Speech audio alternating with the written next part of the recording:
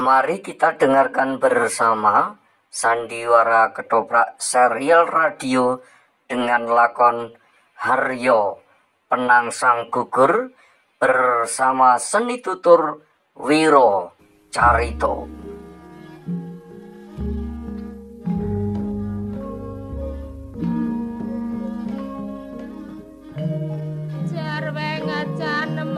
Janema kang koncatan jiwa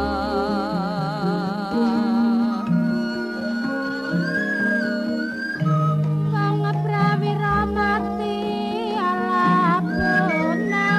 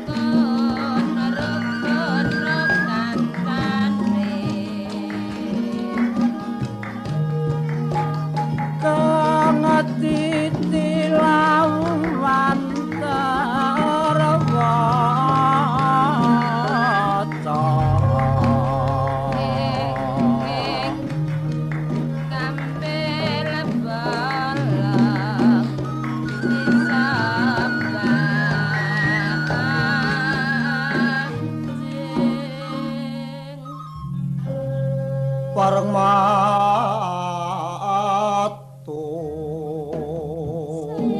saya rukun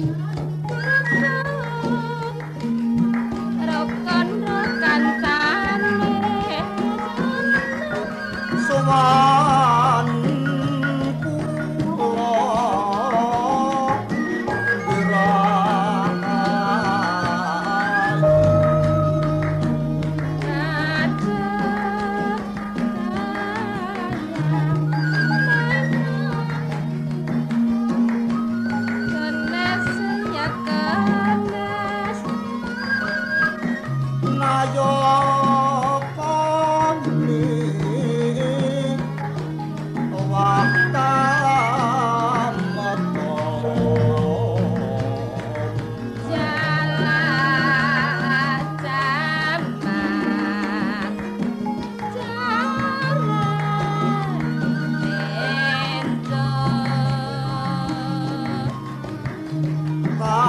samyo ana ampun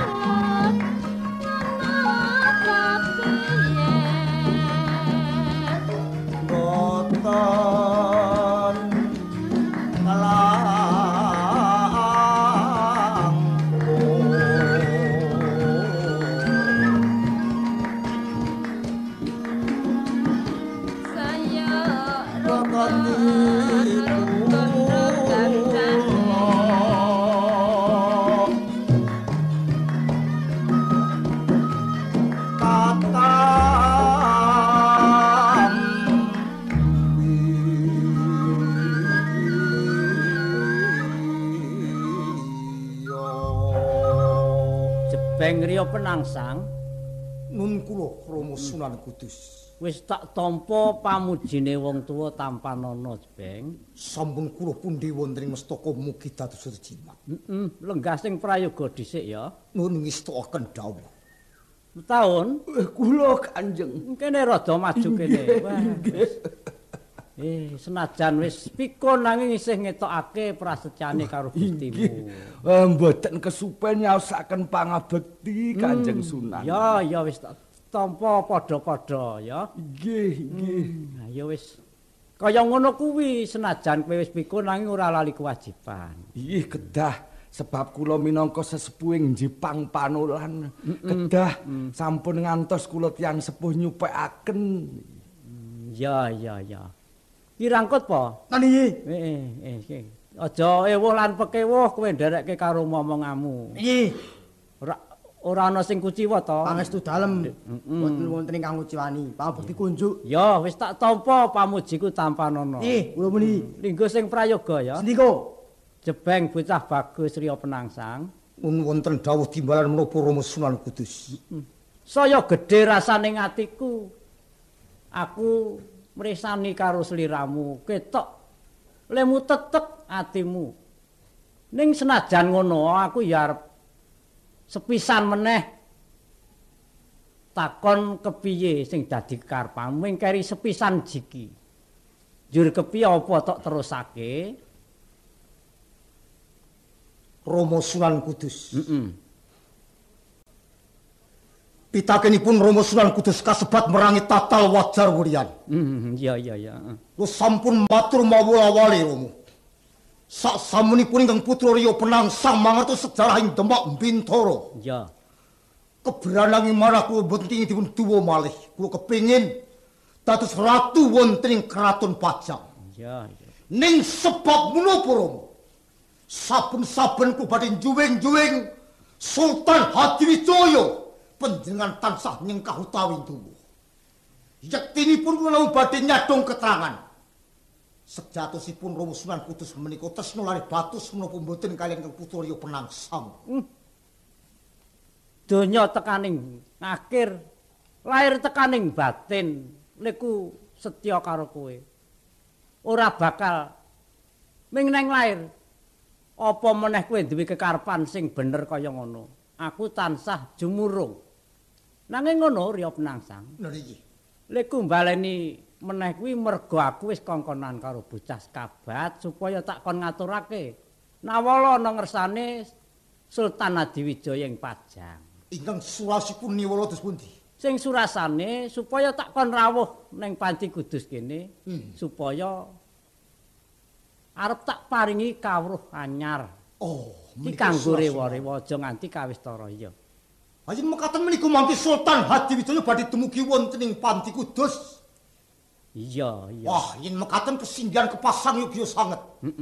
Mriku mangke kula saged abenajengan Sultan Hadiwijaya. Rama Sunan Kudus. Sewanci-wanci Hadiwijaya sampun dumugi wonten ing Panti Kudus. Kula nyuwun idenipun Rama. Keparenga Panti Kudus badhe kula nggih ajanging peperangan. Kula kepengin netel kadidayanipun Sultan Hadiwijaya Rama. Iya, iki pancen tak sediakake kanggo kowe supaya kowe ketemu ijen padha ijen karo Sultan Hadiwijaya. Nah niki. Lah iki ngono. Nanging kowe kudu sing ngerti marang sasmita gaib. Lan eling-elingen barang sing perlu sing tak ngendikake karo sliramu. Mengko, sak tekane Sultan Hadiwijaya ing Pajang temonana. Nah niki. Lan melingku sing mawantu-wantu sliramu mengko aja nganti lingguh ning palenggan iki. Sebab iki wis tak paringi Rajah Kalacakra. Werdinipun Rajah Kalacakra kados pundi? Sapa sing lingguh ana ning kursi iki bakal apes jayane. Lha niki. Aku nak yenake lan ngejipake mesti mati dening tanganmu Sultan Adiwijaya ing Pajang. Nah niki.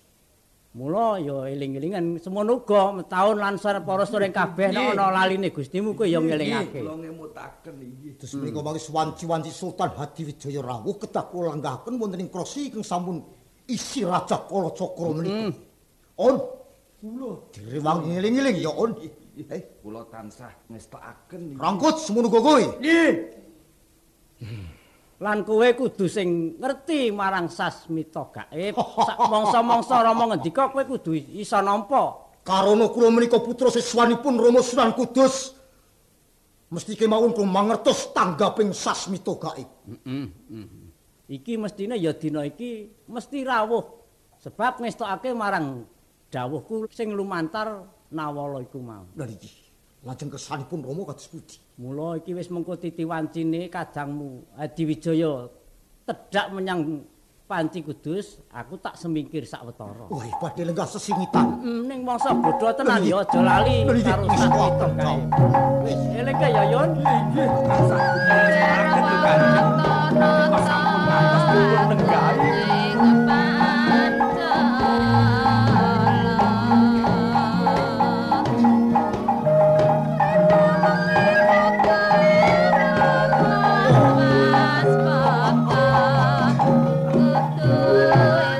Sultan Hadiwijaya. Kakang Pemanan, Kakang Penjawing derek. Inggih, Kanjeng. Sugeng Yayi Sultan. Pangestumu Kakang Harya Penangsang ora kurang swiji apa, kowe padha nemu raharja. Awit saking pamujinipun Yayi Sultan minanting karharjan. Pemanan Penjawi slamet tekawen ing Panti Kudus. Pangestunipun wilujeng. Yayi Sultan Hadiwijaya. Kakang Harya Penangsang piye, Kakang? Mesti kemawon cuwing penggalih awit nyatanipun panjenengan rawuh wonten ing Panti Kudus. Rama Sunan Kudus dereng saged manggi karo wekdal menika sawet lenggah wonten ing pengkeran. Iya. Lajeng kula ingkang pinarcaya among tamu utawi ngacarani rawuhipun sedaya para siswa ing saestu badhe ngangsu seserban.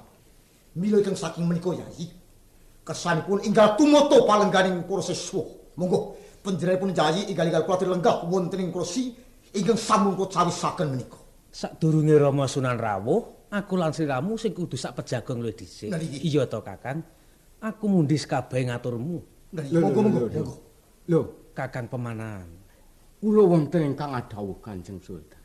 Aku nglegani ature Kakang Harya Penangsang. Inggih. Reh ning aku diacarani supaya lenggah ana ing papan palenggan iki, aku kepengin minangkani panyuwune Kakang Penangsang, Kakang Pemanan. Abdi dalem kula nyaosi prisa wonten ngarsa dalem Kanjeng Sultan. Iya, piye? Nang dalem menika tamu. tamu menika wajibipun mboten ilok menawi lenggah nyingkur kalian pedaringan menika. Pramila prayogi lenggah mriki kemawon. Ora pantes kalamun aku lenggah ning papan kae. Injih. Mila leres inggih ngaten menika. Ya wis ngene wae to Kang Rio Penangsang. Aku tak lenggah kene wae ya wis ora dadi ngopo sinajan aku iki sesembahanmu nanging rak yen ana ing Pajang. Oh, mboten Jai. Mangke mindak kula dipun sebataken kirang tresna dhateng panjenengan kirang luhuraken asmanipun Kanjeng Sultan. Mila keng saking menika sepisan malih monggo panjenengan kula lenggah wonten prosi keng samunggo cawisaken wonten ngajengan kula menika. Adreng kersamu? Iya to Kakang. Monggo. Lho. Piye Kakang? Sampun lenggah wonten mriku. Wah. Ora prayoga kalamun aku nglungguhi papan palenggan. Awit leres ngendikanipun Kanjeng Adipati Rio Penangsang panjenengan menika nalendra. Nanging rak menawi wonten ing Pajang Kanjeng Sultan. Wonten Panti Kudus wujudipun rak ugi putra siswanipun Kanjeng Sunan Kudus. Ya wis ngene to Kakang Rio Penangsang. Anggepen aku iki kulawarga ing Kasunanan Kudus. Ya sinajan aku lenggah ning papan kene kaya ora dadi ngopo. Wis to aku tak lenggah ning kene wae. Mersa mboten kersa. Cobi kepareng kula badhe nyuwun pesa bab kuting pur kadang Sentolo tumedeng kawuling Kraton Pajang. Iya. Arep nyuwun pesa bab apa? Ini bab gemah ripaing kadang Sentolo utawi negari. Oh, Kakang Rio Penangsang. Aku ora bakal ngendikake kahanan sing ora ana nyatane. Ngerti yo Kakang Rio Penangsang? Ning upaminipun ameng-ameng utawi ngendikan menika upaminipun namung jumeneng kok kirang prayogi. Mbok monggo panjenengan sepisan malih kuwatir lenggah wonten ing prosi menika. Aku tak lenggah kene wae Kakang. Pemanan penjawi. Iya. Sampun Kanjeng Sultan arep lenggah mesti kok duwa, kok gendoli. Sebab apa? Aku iki ngemban dawuh Rama Sunan Kudus.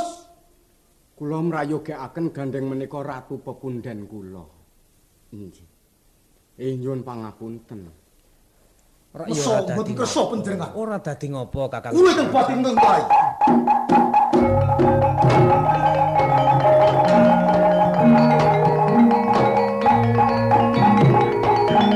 Kados pundi suwasaning Kraton Pajang? Sadangunipun Yai Sultan Hadiwijaya lenggah dampar kanthi ngastrat pusarane adil wonten ing Kraton Pajang. Kakang Adipati Rio Penangsang. Lengkuru. Pajang saiki rusuh. Oh, Pajang saiki akeh duratmaka. Meh saben bengi para kawuling Pajang padha alok maling padha kelangan Raja Brana. Kuwi katen cetha sanget pilih panjenengan lenggah dampar menika cetanipun kirang sinuyudan dhateng para kadang lan Sentolo. Bisa uga ngono. Paseseng mawon.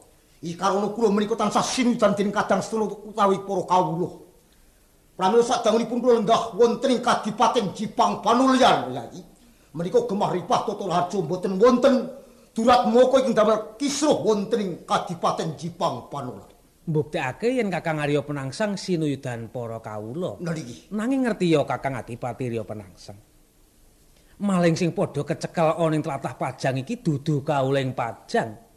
Saben-saben ana maling kecekel, mesti iki kawuling Jipang Panolan. Saben-saben ana maling kecekel, mesti kawuling Jipang Panolan. Kok ngene iki apa ya saka dawuhmu? Apa ya jeneng kawuling Jipang Panolan ngestokke kabeh dawuhmu, Kakang? Sinajan sekelima ngendikanipun Yai Sultan nanging beler menggawe Adipati Arya Penangsang. Ibab pengaken menika saged kemawon sinajan menika kawuling Pajang nanging ngunjuk utawi matur menawi menika kawuling Jipang Panolan. Iya. Ning kula pitados karena piyambakipun ngajrih saestu kalian kula. Pandugi kula kawuling Jipang Panolan boten wonten ingkang tumindak budyang kala murka cendhol lan drengki. Kowe ngendika kaya ngono kuwi kalamun aku ora bisa nuduhake bukti-buktine Kakang Arya Penangsang. Wonten tondolan buktinipun. Lah wong buktine ana kok. Coba. Buktinipun menapa? Presanana. Pusaka sing tak agem iki pusakane sapa? Iki pusaka ngendi? Presanana. Setan kober dapur Nagoruncing menika. Sifat kandring Kadipaten Jipang Panolan menika. Oh, iki pusaka Jipang Panolan. Niki. Lah wong kaya ngene kok dienggo pusaka, dienggo sifat kandel. Kaya ngene iki nek ning Pajang ora ana gunane Kakang Arya Penangsang. Kok panjenengan saged ngendikaken menawi boten-boten ginanipun? Iya. Iki nek ana ing Pajang ora ana dayane. Ah wong mesti koden ngene kok tok nggo sifat kandel. Menika walak-walak sing namakake. Nek sing namake menika Rya Brangsang ora bakal mindho ping 3. Sepisan mesti bakal tekaning pati. Isih akal HP karo rambut pinutung. Coba to presanono. Pamore wae gumebyar kaya ngene. Iki ora ming tak tamakake. Kawula lan Narapraja sing padha ngucap ngrasani mengku karep ala wis padha cilaka merga ngrasani pusaka iki. Ning sae menika. Apik rambut pinutung. Sae menika. Apik rambut pinutung. Sae menika. Ora apik. Sae menika. Apik iki. Sae menika. Apik iki. Sae menika. Wah. Jebeng Rya Penangsang. Nun kula. Pusakamu sarungna, Nger, sarungna. Enggah sarungna ya, Nger ya.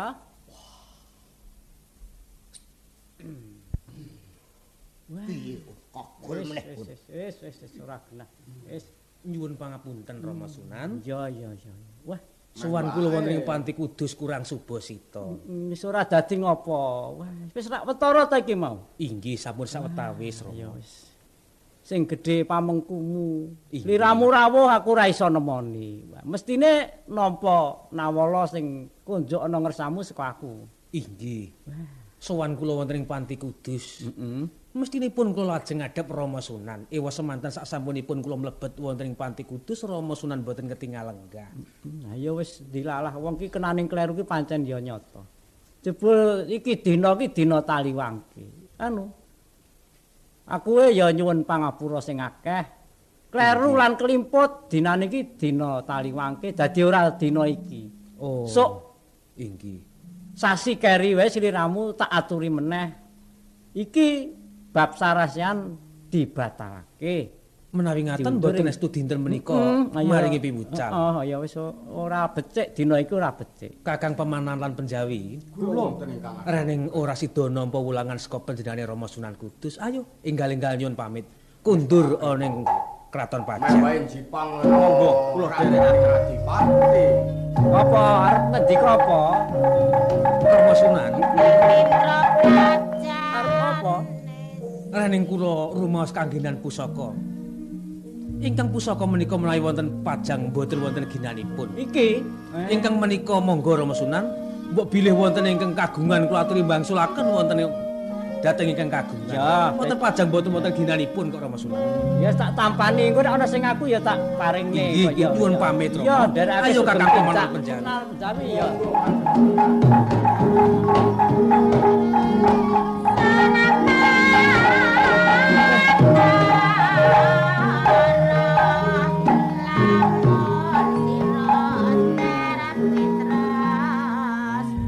Wis.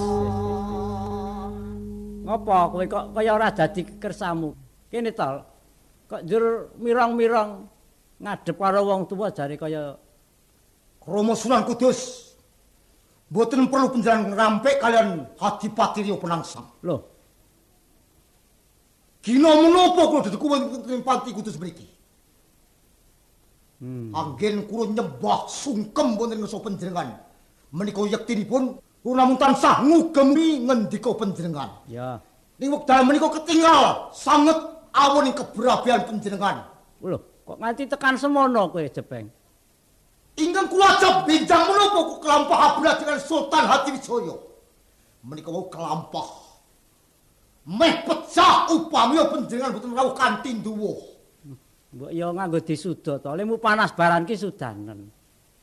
Kowe iki mestine salah ning kok dadi malah nyeneni iki lagi. Ya bola-bali anggere wong nesu ki ya dona dungkap kaya ngono. Rumangsamu apa wis bener kowe nyeneni aku kuwi? Iya. Menika wau yen panjenengan boten nduwuh kekajenganipun ingkang putra Rya Penangsang. Sultan Hadiwijaya sampun pejah saking tangan kula. Mestine.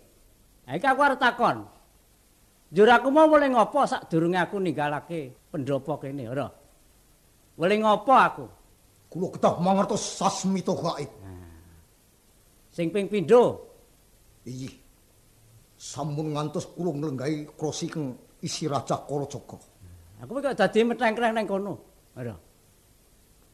Kowe muni ngerti sasmita gaib. Mestine iki dina iki mati Sultan Hadiwijaya. ning ora tampa karo sasmitaku. Mestine kowe tak kandhani jebeng riya penangsang, pusakamu sarungna. Malah tok wrangkakake ning wrangka. Njur sing endi sing kowe muni ngerti sasmita gaib? Lah panjenengan dawuh iku supados nyarungaken wae kersanipun terus pundi Rama? Sarungke iki ya sarungke jajane Sultan Hadiwijaya malah tok wrangkakake. Ngaten menika. Oh, mati.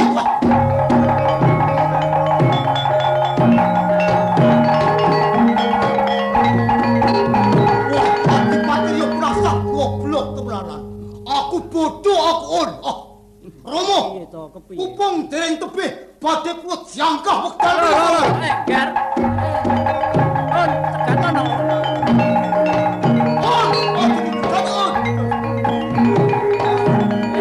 Wis kaya ngono. Sandar menapa dados ngendikane Kanjeng Sunan. Kepiye to kowe iki kepiye? Hah? Muni duwe penggayuh ki ora gampang. Njur arep kowe nututi Sultan Hadiwijaya iki njur masamu kowe bisa menang, ora bisa. Sebabipun menapa? Wonten paribasan badhe piyambakipun menika sekti sing tanpa segendel sing tanpa rewang. Iya. Kuwi tebak diadani ora jengkelang layanganipun nyembah teng ngarepaning Sultan Hadiwijaya Rama. Nanging kowe nerak wewalere wong tuwa. Aku oleh ngopo? Ora kena sliramu lenggah kene, kok dadi lingguh kene. Moko sing lenggah ning kene iki apes jayane 40 dina. Lemu arep menang karo Sultan Hadiwijaya nggon ngendi ora? Waduh Rama. Dina dungkal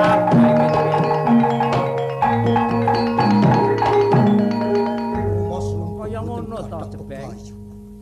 Wis. Saiki nek pancen isih madhep karo mantep kekarepamu, aku iso ngluwari saka bebaya. Rening kowe aja nganti 40 dina apes jayane aku bisa. Aku wong tuamu tresna karo kowe. Nanging kowe kudu nglakoni sakjroning 40 dina 40 bengi ora dar, ora sare, ora ngunjuk, lan ora kena nesu.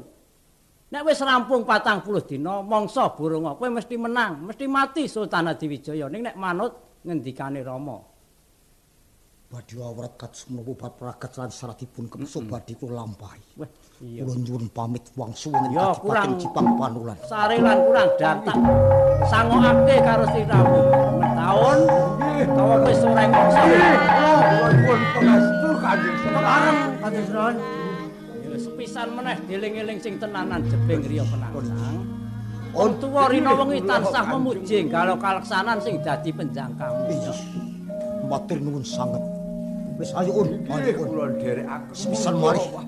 Tambahing pangestu saking panjenenganipun Rama Sunan Kudus ing saestu kula ajeng-ajeng Rama. Ya, iya. Wis ayo Un, bali sepisan sing ati-ati ya.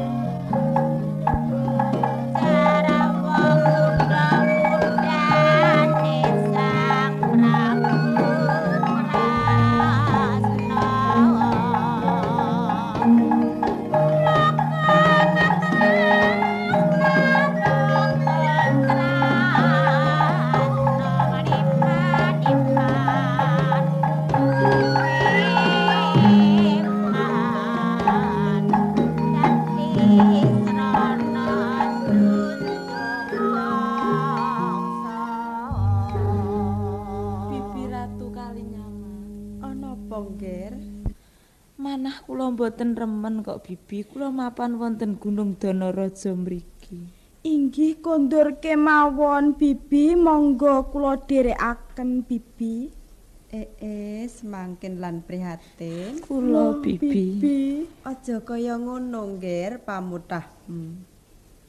Ngelingono to prastiane Bibi nalika semana. Kados pundi Bibi? Kula boten kraos wonten ing mriki, Bibi.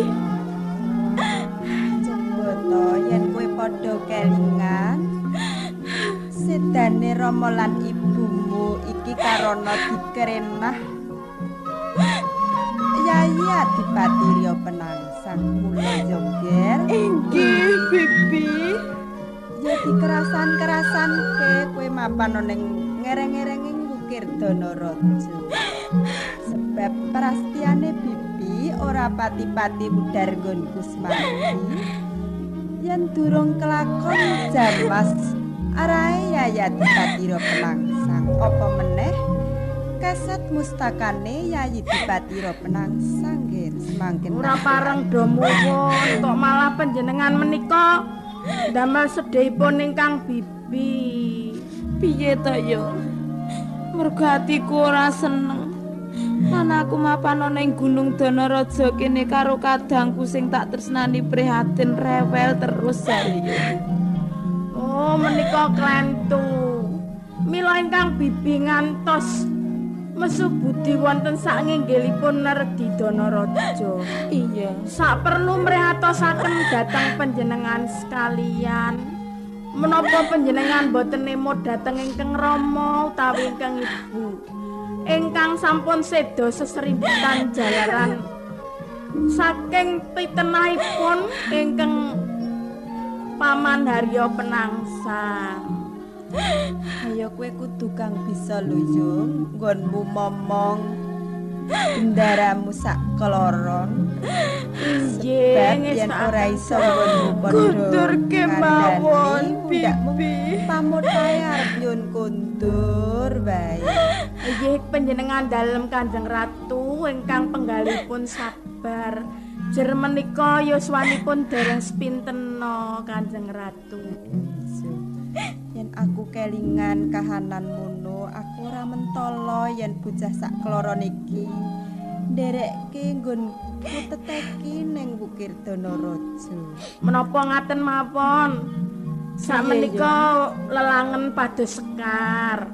Mboten lajeng namung kendel ngadhep ingkang Bibi kemawon. Ya wis kono, padha mongen karben bingar atine semangkin lan prihatin juk. Karang yen mung padha lenggan nunggu nggonku teteki mesine saya suwe saya padha susah atine. Inggih pados sekar. Ingkang menika pethak utawi ingkang ngabrit semangkin lan prihatin. Ingkang wungu menika nggih sae pun ronce. Oh ngono ya. Ya wis ayo kae kadangku prihatin dijak barengan yo. Monggo ndara semajen prihatin. Ayo diajeng prihatin. Ayo kamu, Mbok. Medhak riki ngatos-atos. Sampun Bibi nyun pamit. Pareng Kanjeng Ratu. Ya yuk sing ati-ati nggonmu ngomong lho.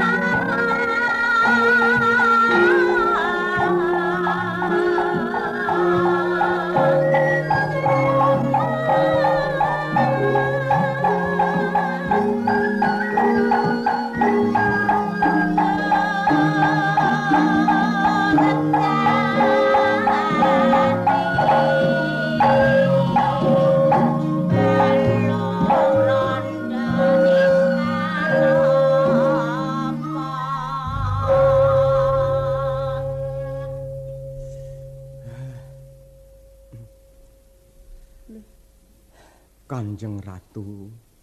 Kakang Pemana napa? Kula ingkang badhe sowan Kanjeng Ratu. Ya mara rada caketa maju kene. Pekewet raos sing manah kula. Iya. Sampun mriki kemawon Kanjeng Ratu. Apa to sebabe kok sliramu tedhak lan merpeki nggonku teteki ning Bukir Danaraja Kakang Pemana? Inggih. Saestunipun sowan kula wonten ngersanipun Kanjeng Ratu. Dipun utus dening panjenengan dalem Kanjeng Sultan Hadiwijaya. Diutus sapa karo Yai Sultan Hadiwijaya, Kakang? Kula supados ngaturi panjenenganipun Kanjeng Ratu dipun aturi kundur wonten ing Jepara. Menawi mboten kundur wonten ing Jepara, badhe dipun boyong kundur wonten ing Pajang Kanjeng Ratu. Kakang Pemanan, Kula Kanjeng Ratu. prastiaku wiwit nalika semono. Anteping batinku aku ora bakal wudar nggonku semadi ning Wukir Danaraja. Yen durung bisa jamas rae Yayadipati Penangsang apa meneh durung bisa keset mustakane Yayadipati Penangsang Kakang Pemanan.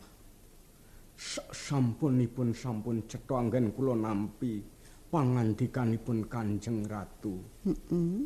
Iki keparenga kula nyuwun ngampil ingkang putra kemawon nggih prunan kula pun semangkin menapa dene prihatin Kanjeng Ratu. Arep mundhut ngampil semangkin lan prihatin. Inggih menika kinarya lantaran mbok menawi saged kasembadan menapa ingkang dados kersanipun Kanjeng Ratu. Oh, iya Kakang Pemanan, yen kersamu kaya ngono, tak sumarake bocah sak keloron padha ampilen. Inggih ngger semangkin prihatin. Ayo karo wa medun saka Gunung Danaraja sawetara nggih. Inggih ngestakaken monggo kula dherek. Hati-hati yo ngger. Sampun bibi nyuwun tambahin tak ngestoni. Ayo yo kowe nderekake aku yo. Kepareng nyuwun pamit Kanjeng Ratu. Nyamoni basini Kakang Pemanan.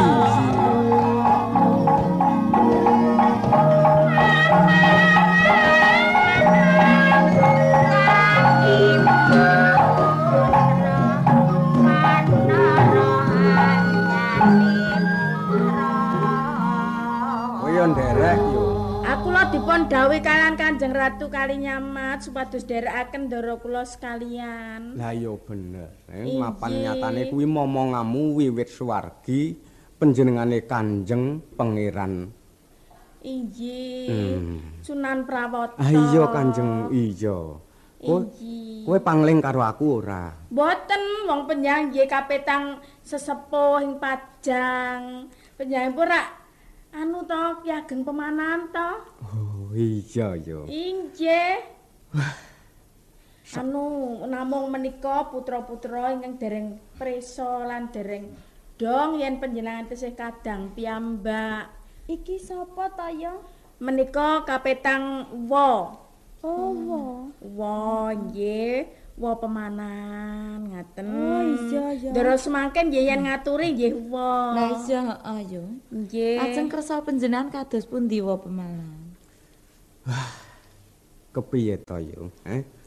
Ayo mestine ora pantes saupama aku kok nganggo rembugan karo bocah cilik. Lajeng dawuhipun Ki Ageng iki ngene yo. Inggih. Kaya ora wentala sakwise aku ngawuningani kahanane panjenengane Kanjeng Ratu Kalinyamat. Iki saka karepku. Iki semangkin prihatin iki tak nggo piranti. Supaya bisa kasembadan apa kang dadi kersane Kanjeng Ratu Kalinyamat. Oh, kangge mancing to. Nah, iki mengko tak kandhani to, Yung. Kanjeng Sultan Hadiwijaya ora arep tedhak ning Gunung Danaraja. Wonten mriki. Ha iya. Lah semangkin prihatin iki arep tak nggo mancing. Nanging mengko saupama wis kepranan penggalih dalem Kanjeng Sultan Hadiwijaya, semangkin prihatin caosana prisa supaya nduweni panyuwun kaya dene kersane Kanjeng Ratu Kalinyamat, Yung. Kula aturi pitados dhateng kula yen namung anu mikat kemawon ahli kula menika. Tenan, Yung. Estu. Aku percaya karo kowe ya. Inggih. Ngger semangkin prihatin. Inggih kula wa. Apa sing dadi ature abdimu mengko ya tansah estokno ya, Ngger. Inggih. Aku njaluk pamit ya. Inggih ngestakaken dawuh. Sing ati-ati lho, Yung. Inggih nderekaken sugeng tindak wa Pemanan. Sedina meneh rawuh ya. Inggih.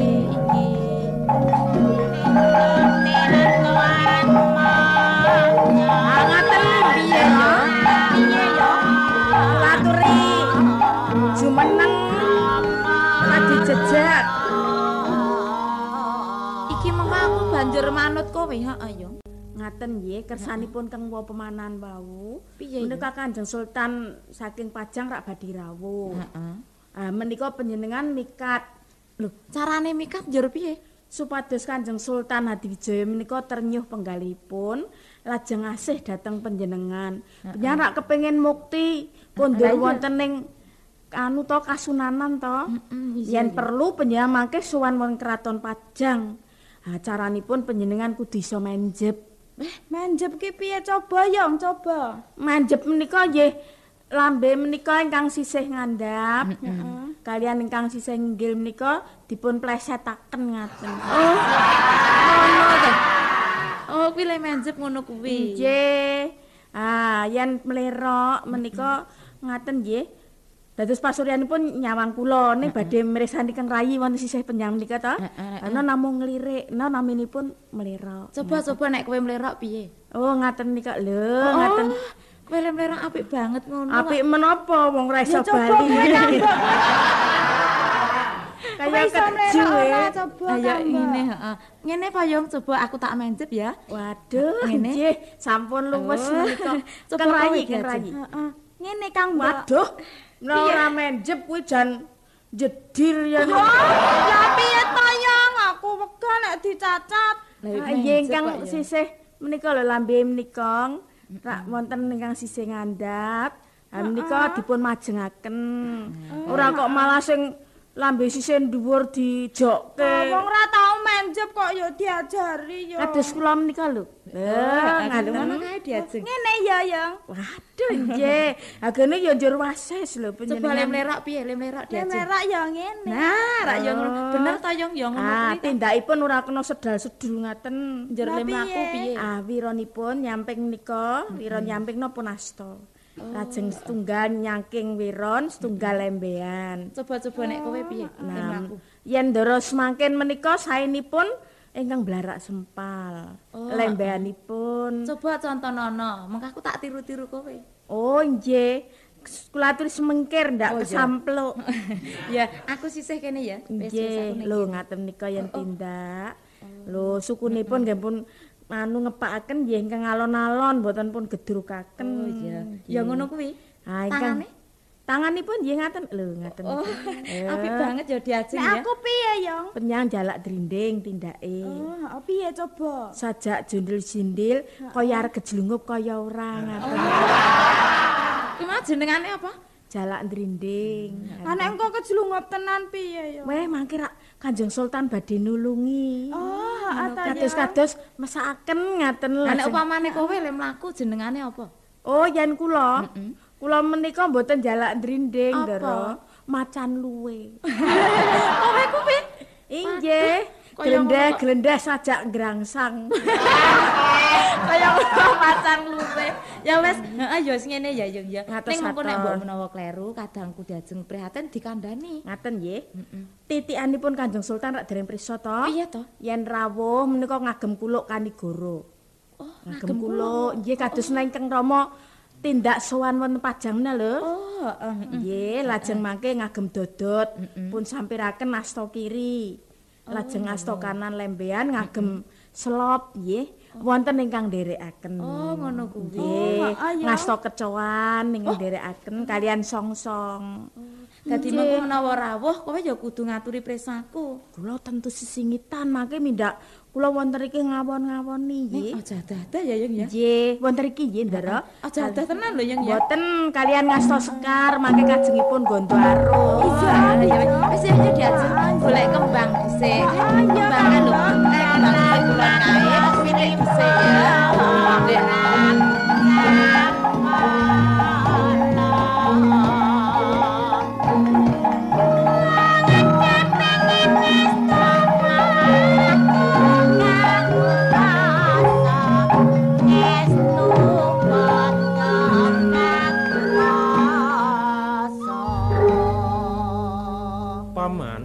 Wonten dawuh Gusti. Mbok ya kene tanggane mlaku aja padha suk-sukan. Aku dalane jembar kaya ngene kok mlaku suk-sukan. Anget.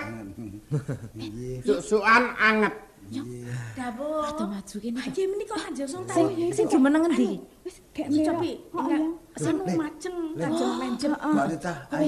Kowe dhisik diajeng Aku dhisik ya Kang. Coba-coba. Menjep mau ya. Heeh, mlaku dhisik sing apik, Ana wanita sak keloro.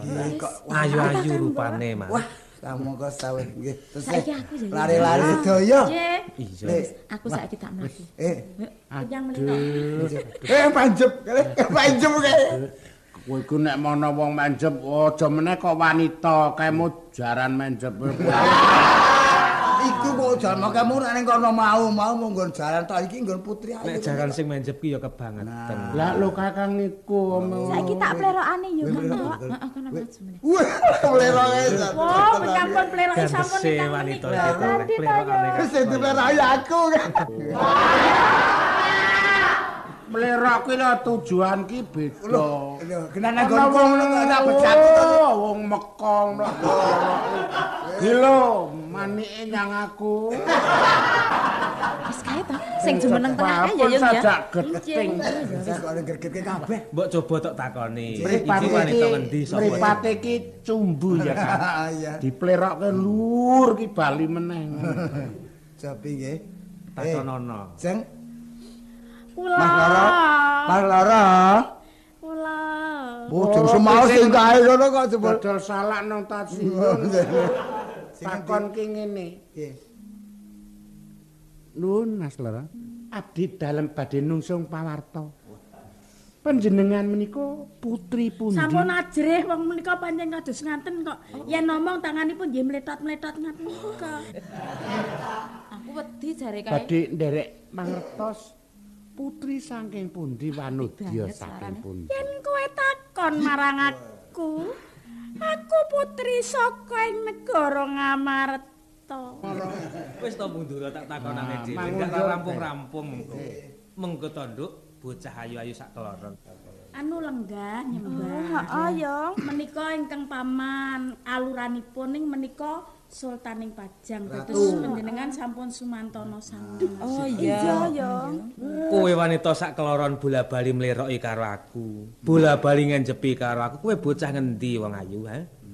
Inggih kula ingkang nyuwunaken pangapunten Kanjeng Sultan. Kok jer kuwi wae to? Wong menika momongan kula.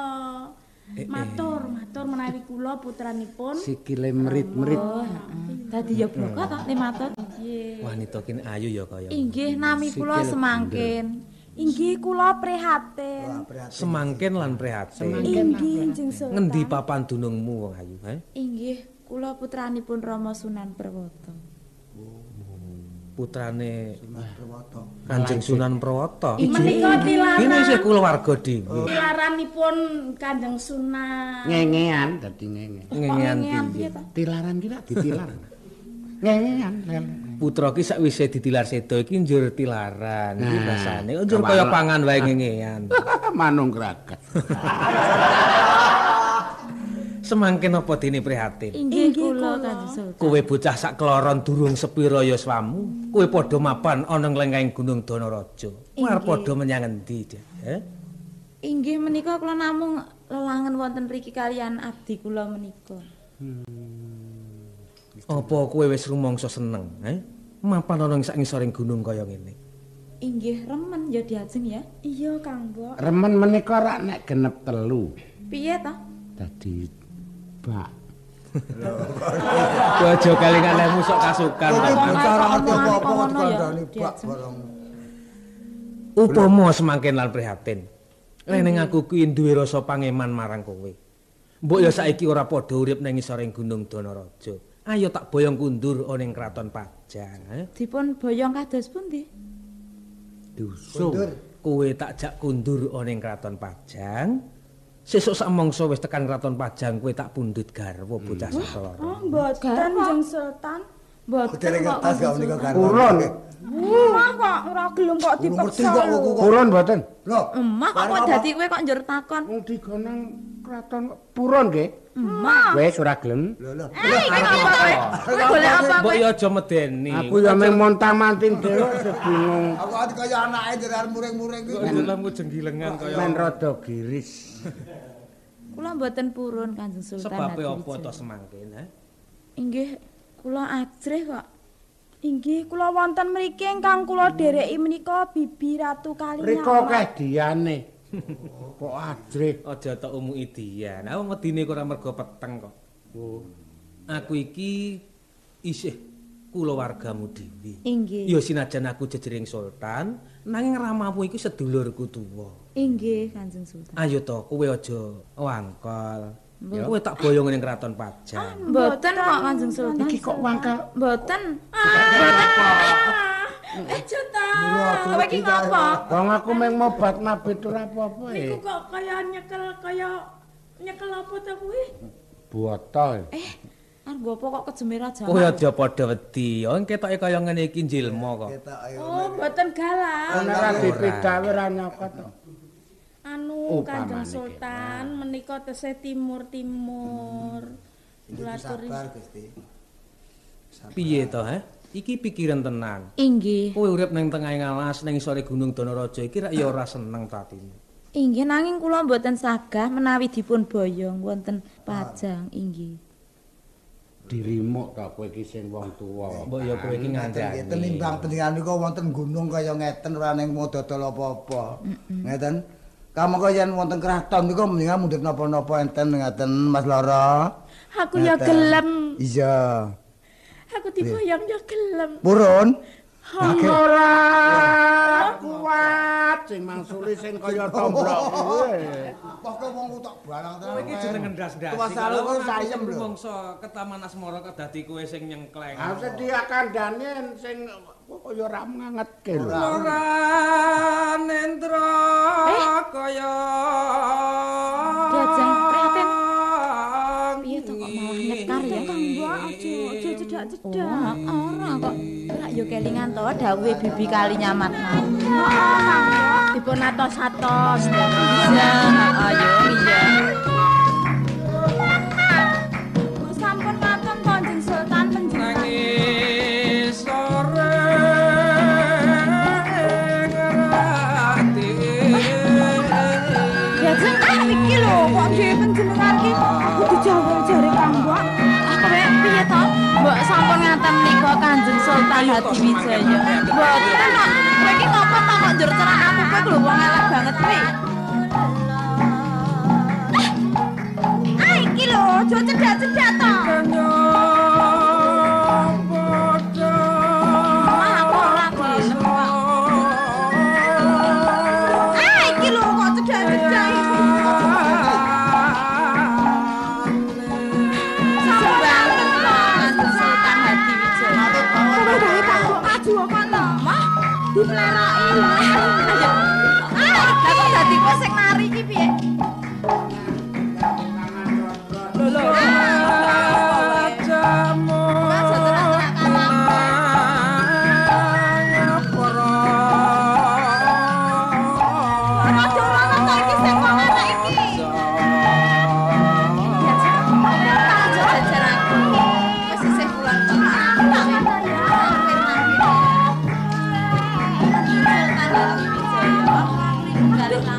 Cedak-cedak tanggo.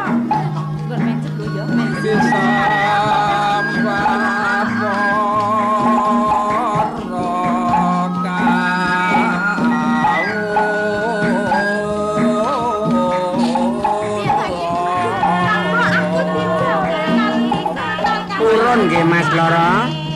Ngapa? Mangke wonten praja menika dipun sukani kethokan kuku napa? Konjur kethokan kuku ki piye? Timbangane kukune dawu-dawu. Ora kok aku ora.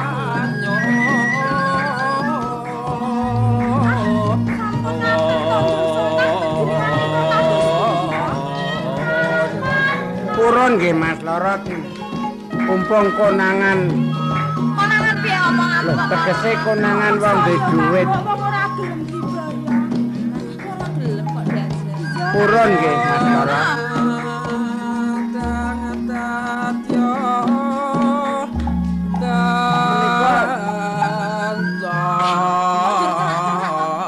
Kanjeng Sultan Hadiwijaya dipun penggali langkung rumiyin konjur cecaketan. Iki wis tak pikir sadurunge. Mbok ya tak caosi prisa to Man Mbok supaya salah gelem dadi siji garwa. ngajani. Kok salah siji ngajani piye? Apa sut?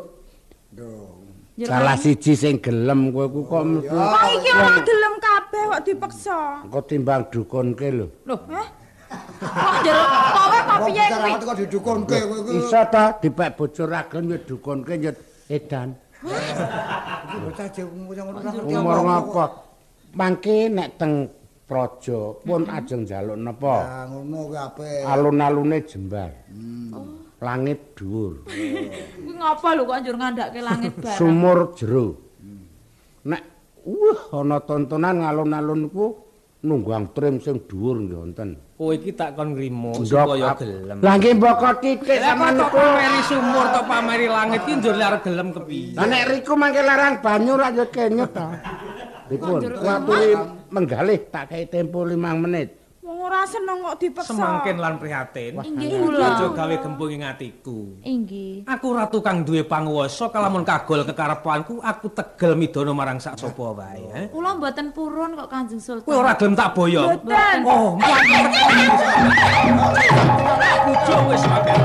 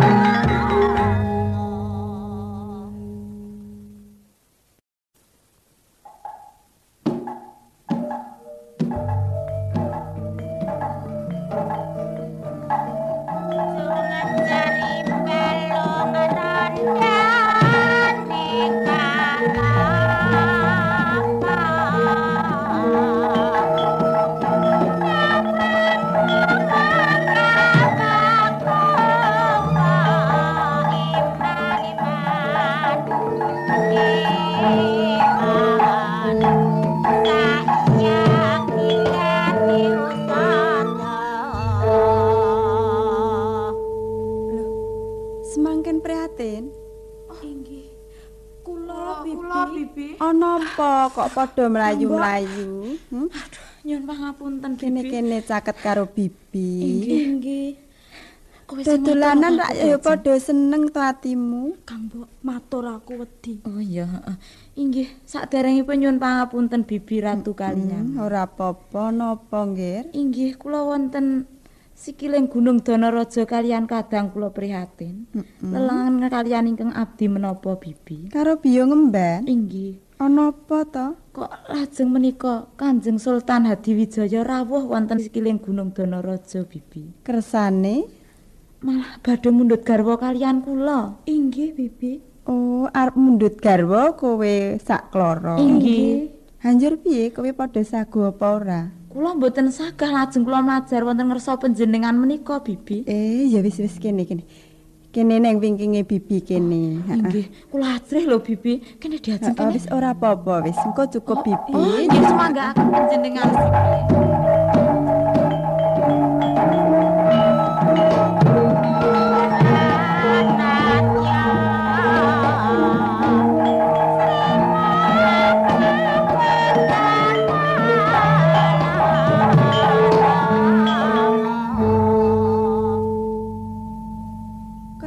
Sultan Hadiwijaya. Kula ingkang sowan Kang Mbok Ratu.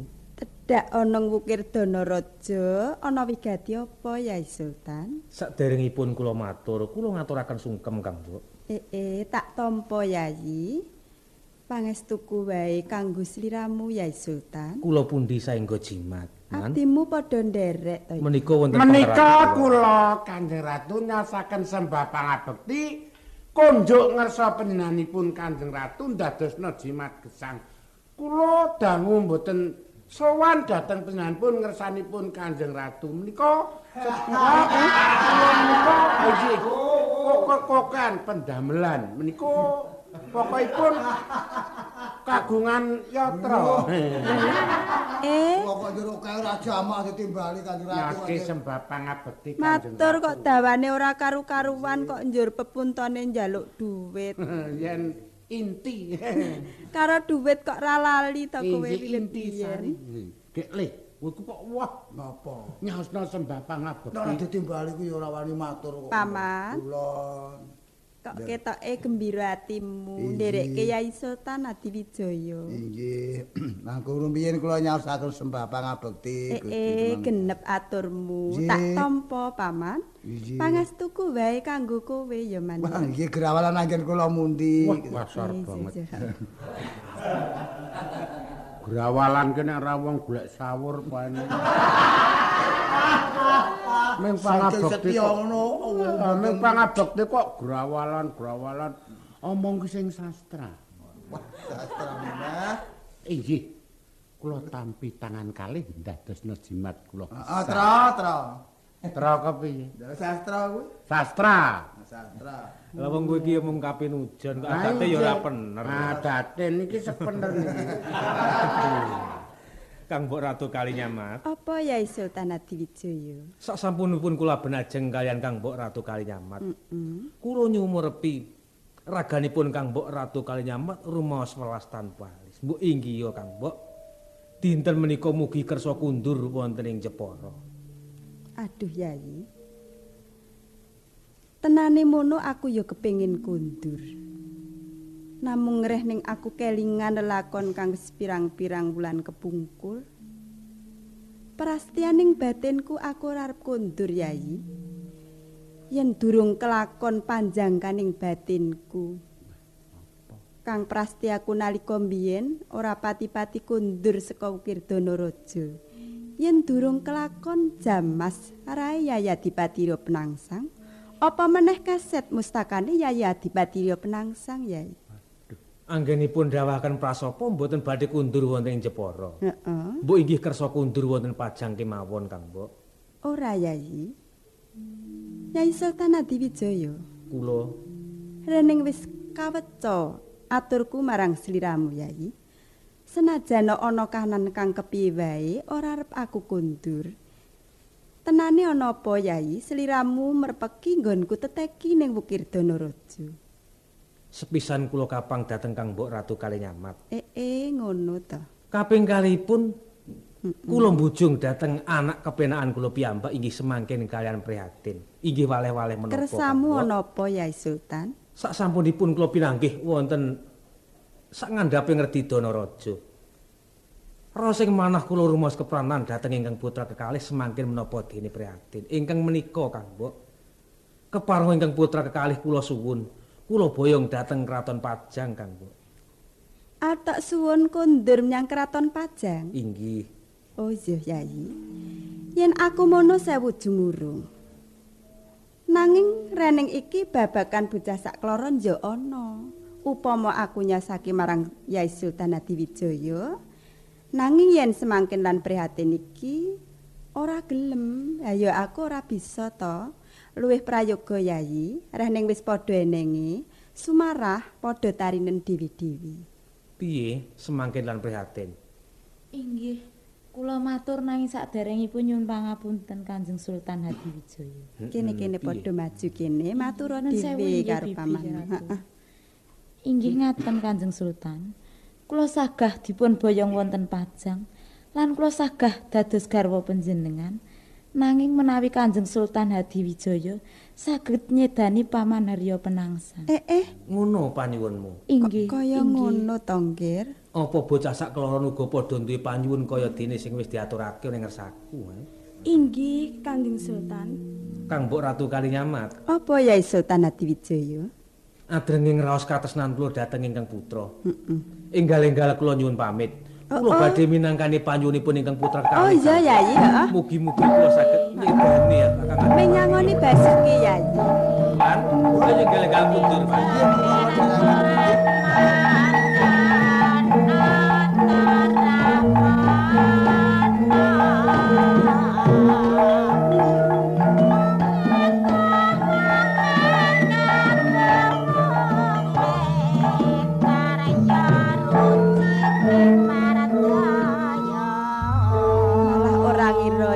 Sak kloron padha duwe penemu kaya ngono. Inggih.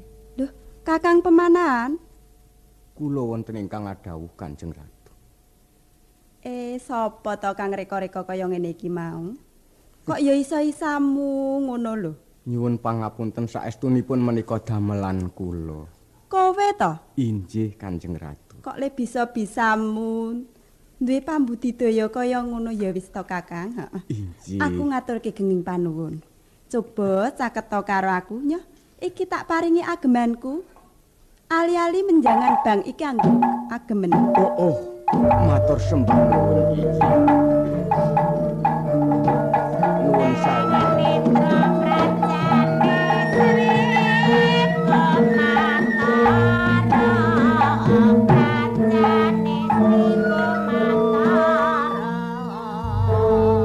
Kanjeng Ratu sesembahan kula Kanjeng Ratu. Apa Kakang Pemanan?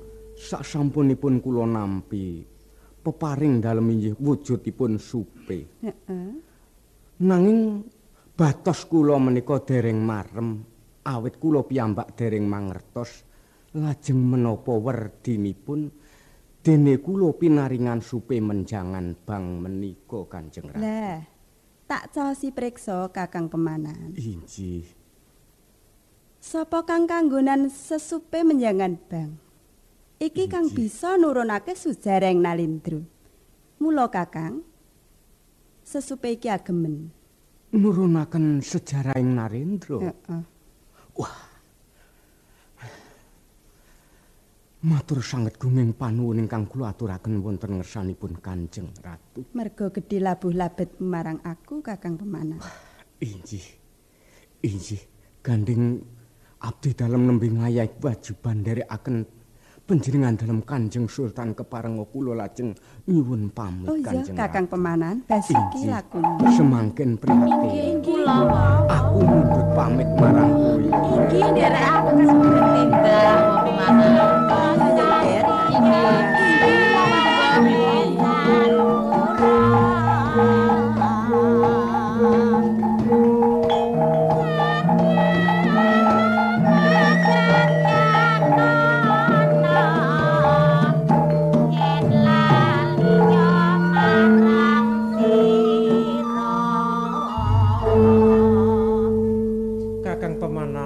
Kakang Penjawi.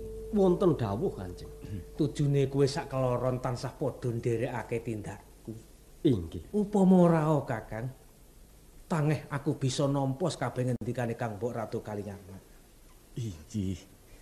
Wah, lajeng ngendika menapa Kanjeng Ratu menika wau Kanjeng Sultan? Kang Mbok Ratu Kalinyamat kersa tak boyong kundur ana ing Pajang. Oh, kersa. Nanging kalamun wis keset mustakane Harya Penangsang, jamas rae Kakang Adipati Rya Penangsang. Oh, kang iku Kakang Pemanan apa dene Kakang Penjawi. Inggih. Aku dawuh marang kowe sak keloron. Biyawarakna marang para kawula lan para kadang sentuning Pajang. Sak sapa wong kang bisa nyedani Kakang Adipati Rya Penangsang, bakal tak ganjar bumi pati lan alas mentauk Kakang Pemanan. Kepiye? Adi Penjawi. Menawi kula malah sampun trimah mupuh, mireng menawi Rya Penangsang ngaten sampun mengkorok gedhok kula. Sampun menawi kula sampun trimah. Malah padha karo batinku. Apa meneh mateni lagi sing saguh wae kira-kira ora ana. Nanging iki ngemban dawuh pangandika dalam Kanjeng Sultan iki. Ayo wong loro bebarengan kok. Nggih, monggo kula dherekaken. Sasampunipun nampi sabda dalam Kanjeng Sultan keparenga abdi dalem nyuwun pamit. Iya, nyuwun enggal-enggal. Tekan para kundurku ngadhep ning ngersaku mekaten Pajang Kakang. Ngestakaken dawuh dalem.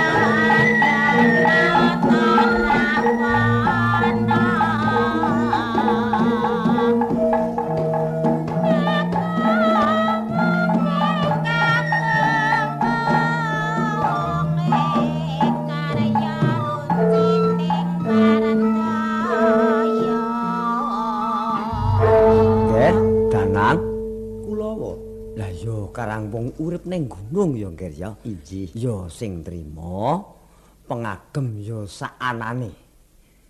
Inggih. Dadi kanthi gedhening panarimamu iki pinangka piwulang sangkan paraning prihatin supaya sesuk kowe yen wis dewasa bisa oleh sangkan paraning kanugrahan ya. Inggih. Mila wonten dalipun Siwa menika kula kepengin ngudi seserpan saking ngersanipun penjenenganipun Siwa Juru Mentan. Ya, ya. Lah yo piwulang sing wis tau tak wulangake kae ditlateni. Yo mboko sithik. Dadi wulangan ngelmu mono ora kok njurbruk petutuk kaya barang iki ora. Inggih. Isane yo mung mboko sithik dimen patitis anggo calon ngecakake ya. Inggih, inggih.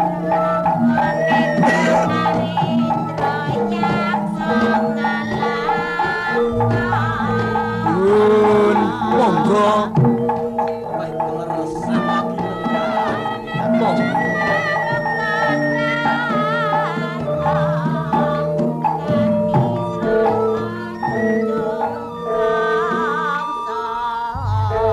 Monggo kula aturi lenggah, Den. Lho kok juru ki kok ning ngendi? Kok njur den aneh-aneh Kakang Juru ki. Wah, iki kersanipun. Lah wong panjenengan menika nayaka saking negari wajib kula bekteni. Mbok ya ora ngowahi adat Kakang Juru. Wong biyen ya kanca. Saiki ya kudu dadi sedulur sing apik. Ora susah ngowahi adat. Ayo suwe ora ketemu iki yen ora geguyon iki gelo rasane atiku. Dadi ya mung kanggo mbuktekake pitakon rasa tresna tinresnanan iki isih apa ora sakwise pisah antarane 7 taun. Res Raka Juru.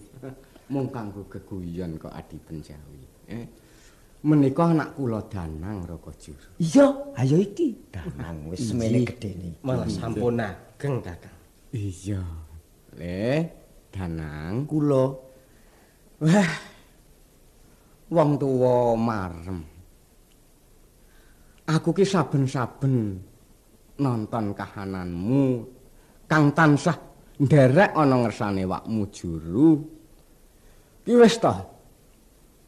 Kejaba kowe ki ing tembe mesti bakal dadi bocah kang utama. Lan ora-orane yen nganti kleru sak kabeh pituture wakmu Juru ya, Le. inggih. Namung pangestunipun ing tansah kula suwun. Iya. Adi pemanahan Kula Raka Juru. rada kaget rasane atiku. Yektine apa ya mung tilik, apa ya ana wigati. Ngendika kemawon. Ngendika kemawon Kakang Pemana. Iya, ayo terus awake dhewe ki loro-loro. Inggih, inggih. Anjih kalih-kalih Raka Juru. Ya. Sepisan kejawi sampun sak untawis kula mboten pinanggih kalian Raka Juru, malah menika mampir. Rekanipun menika rak nembe ngayahi kewajiban. Lah iya lah wong kowe lurah prajurit kok. Inggih. Dadi ngayahi kewajiban iki wis dadi Kewajiban kula. Aku kewajiban mboten kados adat sabenipun. Lho sebabe piye? Lah wong prajurit kaya ngrembug karaharjaning praja, ngrembug ayem tentreming kawula. Iki wis jejibamu kok Adi Pemanahan. Malah menika mboten. Apa? Kosok wangsulipun madik-madik sinten ingkang nyagahi sayembara wonten ing kraton Pajang. Sayumbara. Inggih. Sing disayumbarake apa? Isine sayumbara kepiye? Ingkang pun sayembarakaken menika namung gampil ketingalipun. Sak sintena ingkang saged mejahi Adipati Riya Penangsang menika badhe nampi ganjaran. Njur apa ganjarane? Bumi pati kalian alas mentahok. Lah mbok ya kok sagui dhewe. Kowe iki kepiye to? Mikirno karo anak teturunanmu. Nek panjenengan menika jeleh duwe sedulur kula ya kena. Ning ora perlu ngojok-ojoki bab patine wong. Iki ora kok teges jeleh iki ora. Lah wong kula niku weruh brengase sak kepel. Ya niku brengase Dipati Penangsang niku wis mengkir kok. Kan nyaguhi. Pemanahan Penjawi. Kowe lurahing prajurit. Nggih, sing kulinane maju perang. Kok njur do wedi karo brengos iki karepmu iki piye to? Coba pikiran. Niku mung dienggo bangetake. Panjenengan rak ugi sampun prisa Taraka Juru. Dipati Riya Penangsang niku wong sing kudu kaya ngoten nika. Lah kok kula saguh. Terus gada kula niku napa? Oh, kuwi gampang. Wong peperangan ora kudu mbutuhake atos sing balung wuleting kulit. Kabeh iki kena diakal. Yen kalah akal, ya ngetokake akale. Sebab ngene, saupama ora ana sing nyendikani, wurung tan wurung ngersa dalem nelirani ana ing peperangan. Yen ngersa dalem iki nelirani ana ing peperangan, ora wurung, kowe nderekake. Lah iki yen kowe mung nderek, iki yen nganti kowe mati ana ing peperangan, njur jenengmu kepiye? Yen upama menang, wong kowe mung nderek. Lah sak ora-orane yen kowe mlebu Patemboyo, kowe menang ana kukupane. Ngono? Ya tak rasake ya bener. Awake dhewe iki lurahe Wiratamtama iki ora saguh ya mesti perang. Saguh nek perang malah nek menang entuk ganjaran. Nah, ingkang kula kangge menang menika menapa? Lho, wong kula menika wis wedine kepati-pati kok kalian Riya Penangsang menika. Kowe rak durung ngerti. Ana jago sing peng-pengan. Sing bisa njalarani pancatane kemenanganmu kuwi. Nah, caranipun? Lho, lah danang kuwi. Danang tesih lare alit menika. Lho. Kok njur danang isih cilik. Lah wong peperangan iku ora bab gedhe ora bab cilik kok iki. Iki dasare kalah karo menang. Nggon menang iki ora kudu wong cilik, ora kudu wong gedhe. Najan wong cilik nanging sing kedunungan menang, iki ya menang kok. Kula menika sing wong tuwa men ora wani kok. Lho, njur ngejokke cah cilik lha menika digeguyu ta menika karo Penangsang menika. Wis ta percaya. Ning panjenengan sagah ngotoi. Aku saguh dadi botohe. Kula mantep, sampun kula sak menika sagah. Nggih, matur. Ayo ana ngersa dalem Kanjeng Sultan. Awake dhewe saguh. Apa-apa mengko manut kersane Raka Juru ngono. Wis saguh. Nggih, kepareng nyuwun pamit. Wis kaya ngono kuwi. Pareng nyuwun pamit.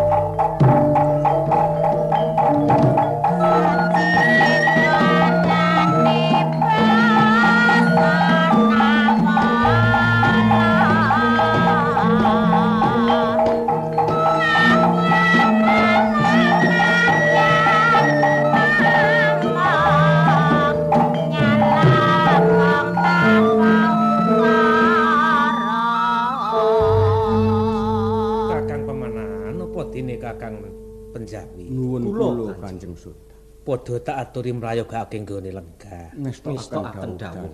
Rak ya ora kurang suwiji apa to nggon padha ngadhep ning ngersaku. Pangestunipun Kanjeng. Widodha sowan kula. Iya. Rikala dina sing wis kepungkur.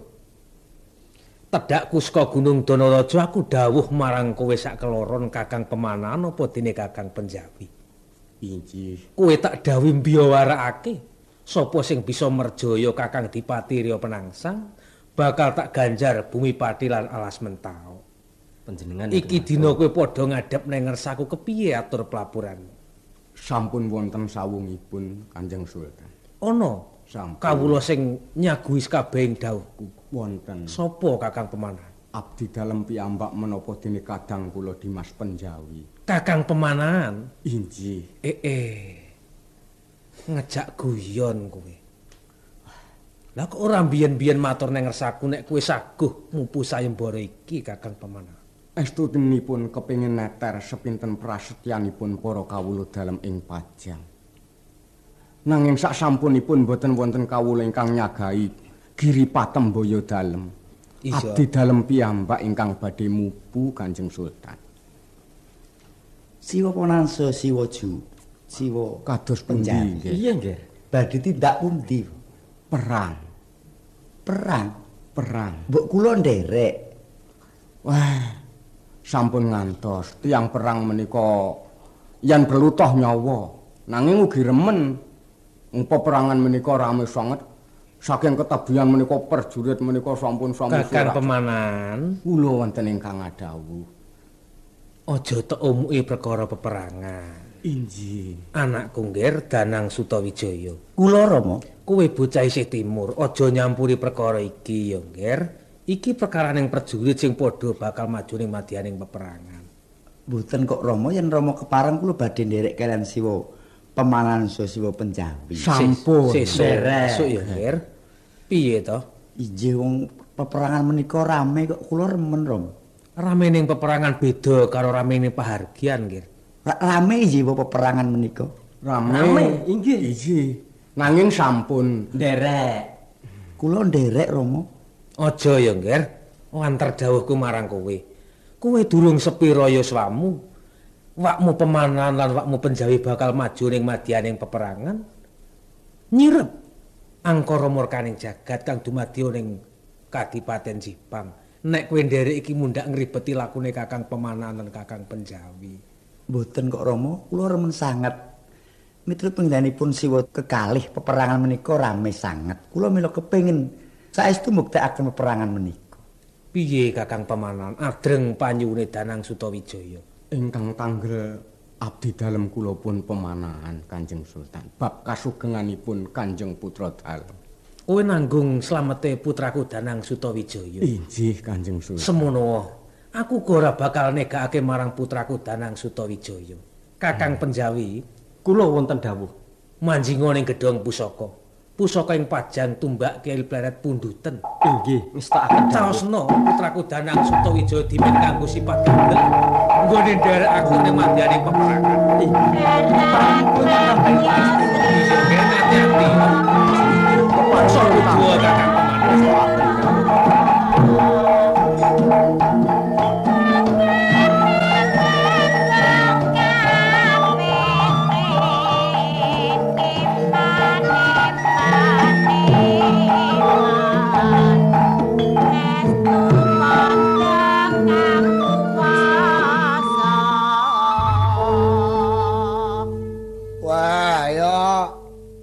Arpa dadi abdine Kanjeng Adipati ki padha karo awakku ki menungso dadi batur jaran.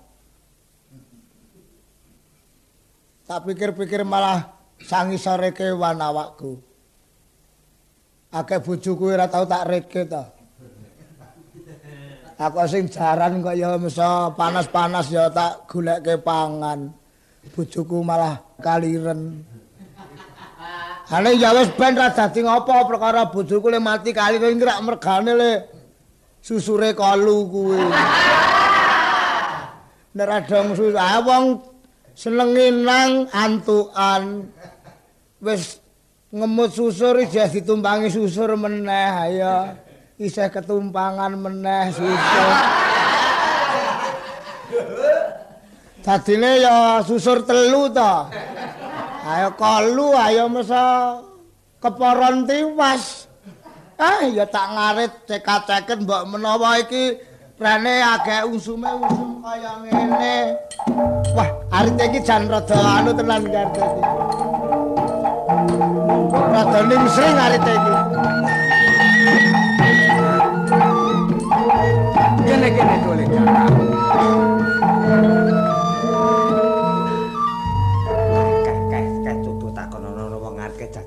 Sopo iki? Ampun teriku main nek kekekrek lho. Lho wong endi? Kula tiyang Jipang. Tiyang Jipang. Ngaret apa kuwi? Ngaret angge suket ngoten. Lho nggo pakan apa? Angge pakan jaran apa nggih pakan kula mon. Duwe jaran kok kowe? Jarane Kanjeng Adipati. Adipati sapa? Arya Penangsang. Oh, batur. Oh. Batur kepripun? Tukang arit kok batur. Pekate. Angge niku. Bature sinten? Lho ora ya pekate. Angge. Nek ngono bondoke mawon. Cekelen. Lho.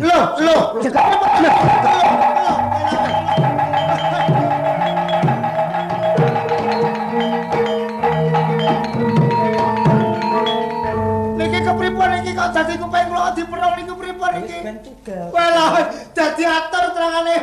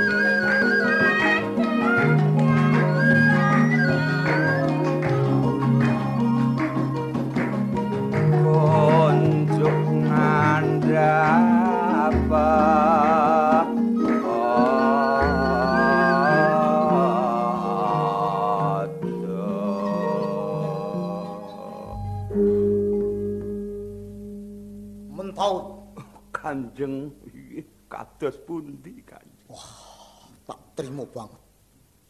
Saben kowe sebo ora lali mung tansah ngaturake sungkeming pangabekti. Kacehna yen kowe kawula ingkang bekti marang ratu lan gustimu ne.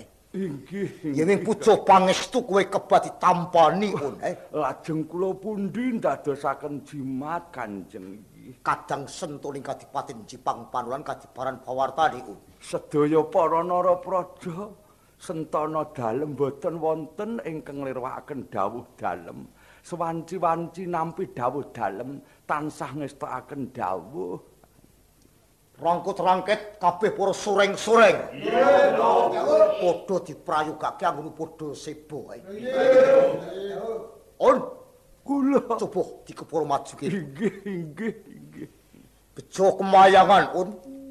Anggonku nglakoni talak brata tapa genturake teteki. Sakjroning 40 dina 40 bengi bisa kuat. Menika merajeh nani menawi penjandal Kanjeng Adipati menika badhe nampi nugraha kalaning Kang Murbeng jagat. Menika badhe kabul menapa ingkang dados penuwun dalem. Oh iki. Upamane aku ora kuat nglakoni tapa sakjroning 40 dina 40 bengi. Inggih. Mesti wae aku ora bisa menang tanding tiasa marang Sultan Hadiwijaya. Karena aku nalika dina kang wis kawuri taun mlungguh Raja Kalacakra. Inggih. Iki saka pandugaku ayo pangeran tansah ngijabahi kekarepaning Adipati Rya Penangsang. Kabukti wae aku pisan kuat. Sing kaping pindhone tansah slamet winantu marang Karaharja. Inggih. Iki ngono on. Iki kados pundi? Rene iki kurang-kurang becane mesti bakal nganakake peperangan antaraning Jipang Panulan lan Pajang. Inggih. Lho kabeh para kadang sentara sing gambeng-gambeng gembleng lan diwejak. Inggih. Aja nganti ana sing padha wasran semlang. Panjenengan dalem sampun presa pribadi senajan kula menika sampun pikun nanging kula tasih kiyat dipun alangaken wonten madyaning palagan kula saderengipun penjandalem kula ingkang badhe majeng wonten peperangan senajan kula sirna margalayu kula kangge rabuking praja Kanjeng ya ngono ya on inggih kados pundi ndak darani aku wong sing gedhake marang angkara murkaku dimen wijang panampamu kowe perlu tak paringi sejarah Demak Bintoro iki upamane aku ngrebut panguwasaning Sultan Hadiwijaya. Iki kok ora kasebut penangsang ngrebut iki ora. Inggih. Ning padha karo aku njaluk tinggalaning para kakek moyang sing nyatane wis dinimpa ning langit. Inggih. Putrane Eyang Jimbuning Raden Patah Demak Bintoro ki papat cacahe. Kami Cilwerda kakung Pangeran Sabrang Lor. Inggih. Iki wis seda. Banjur wujuding putri sing mestine kudu dadi ratu ning amarga kuwi wong wadon sepira jembaring pengalaman lan jangkaing wanita iki mesti wae gagal asak gagaling putri mesti wae Kanjeng Rama Adipati Surayata sing kudu dadi ratu ning Demak Bintoro ning amarga setan sing manjing ning jagating manungsa saengga Rama Adipati Surayata ora bisa lenggah dampar ning kraton Demak Bintoro. Nanging malah Paman Trenggono. Sakwise Paman Trenggono banjur lumintir marang putra mantune ya si krebet tingkir Sultan Hadiwijaya. Inggih. Menawi mekaten sampun wijang pangandika dalem ateges panjenengan menika mboten mirong kampuh mboten menika pancen nyata badhe nyuwun kagunganipun piyambak. Rak mekaten inggih. Mulai iki ngono, On. Inggih kados. Mula kadang sentono tak dawuhi ngangsek sibani awit. Inggih. Saka bunga-bungaku. Aku tansah pinayungan marang Karaharjan nggonku tapa. Iki banjur bakal tak jak dar kembul bebarengan marang aku ngono lho, On. Oh, inggih. Maju wae. Inggih. Oh, inggih supados ingkang murbeng jagat ngijabahi mekaten. Iki sedaya kalepatanipun dipun tebus amargi penjandalem sampun nglampahi kawandasa dinten kawandasa dalu. Inggih. Iki ngene. Prayogane kanggo pahargyan apa, On? Sing pantes sunggatake ning pendopo ing Jipang Panulan iki. Inggih menika miturut naluri ingkang sampun-sampun Eyang Swargi menika menawi pahargyan inggih gambyong inggih. Dasar ulangan kula kathah inggih. Srengpati. Coba kowe mlebu ning pengkeran. Bendara Mangrung Sari atur ana supaya marak ning ngarepan aku kene.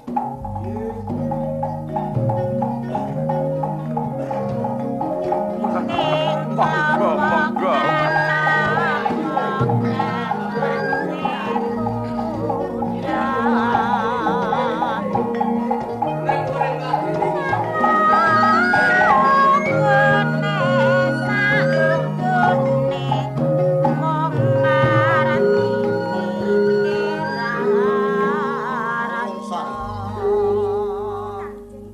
bakal dar kembul bebarengan kalian Kadang Sentono. Inggih. Kowe tak dawuhi Mahargya. Ya sak bisamu. Oh, inggih ngestokaken dawuh. Mawi beksan Gambyong nggih. Apa bangsa tarian saka Bali upamane wae. Oh, inggih Gambyong kemawon. Inggih. Eling-eling yo. Inggih, Minangka peling yen wektu iki dina aku bisa mentas saka bebaya. Inggih. Oh, dawuh kula inggih. Kanca Pradangga. Kata Pradangga ayo diwiwiti supaya aja padha kleru lho iki ya. Kanggo Mahargya. Wah.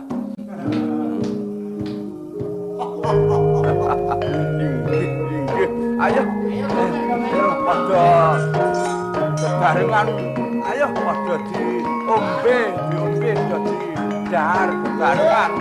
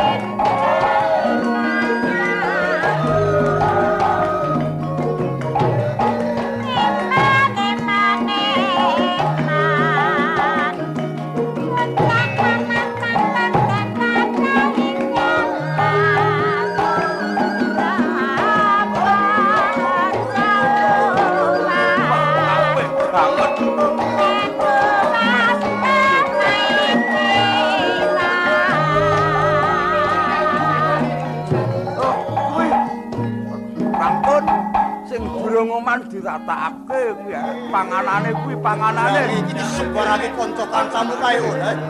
Kabeh pradangga ya diparingi. Rambut-rambut. Iki gedang iki diparingake kanca-kancamu kae. Iya iki.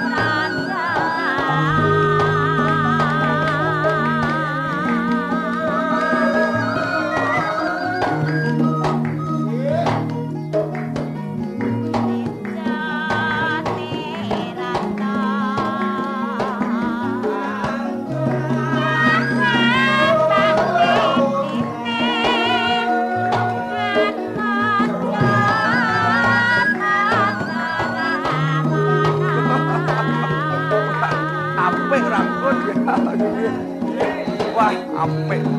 Kuwi anu ya disambi. Diombe.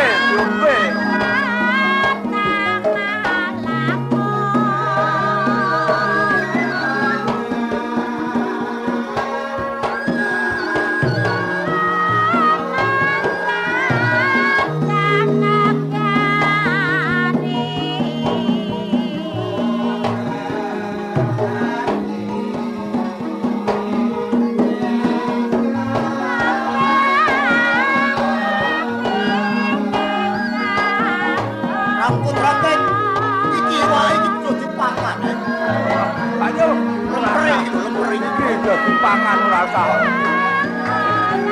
wedi-wedi. Pahardian iki dienggo gawe seneng, gawe seneng.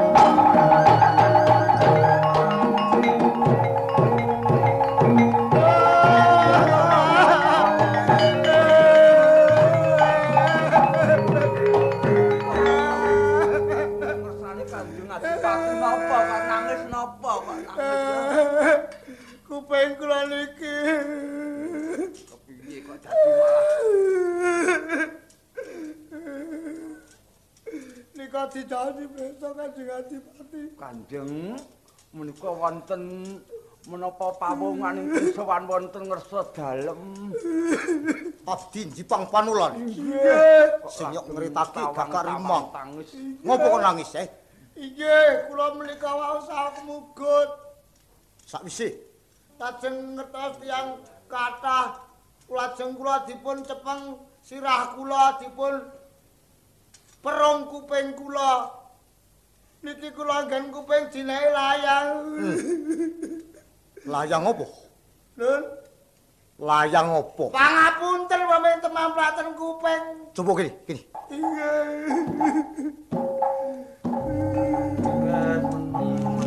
Lara kon belum.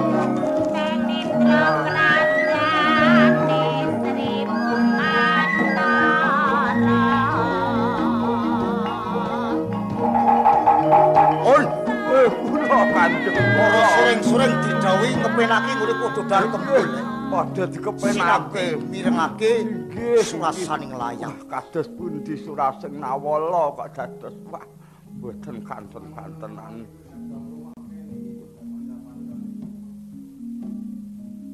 Larape pun angkin to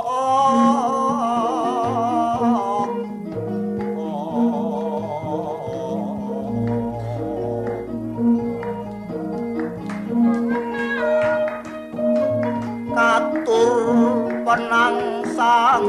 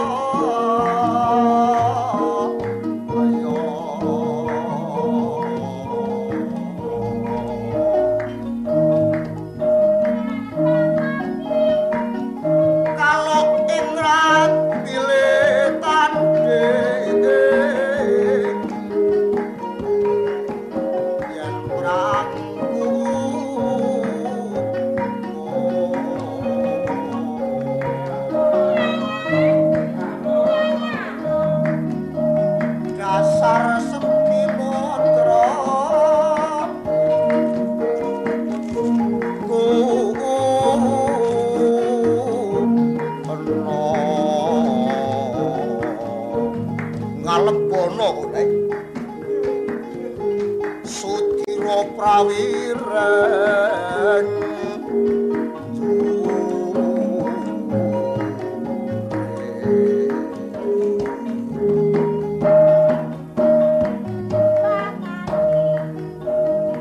isih kono bajute dipenake lho mangane mung sethithik cacatira prajuritan wani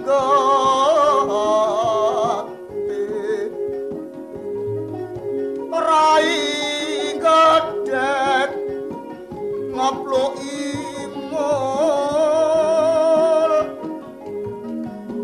yen pancen wong dedaya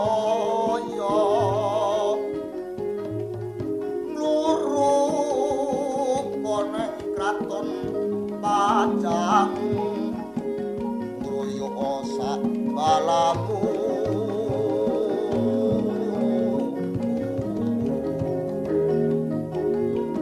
Tanding yasa mring hadiwi jaya yen tan wani nganggo kabeh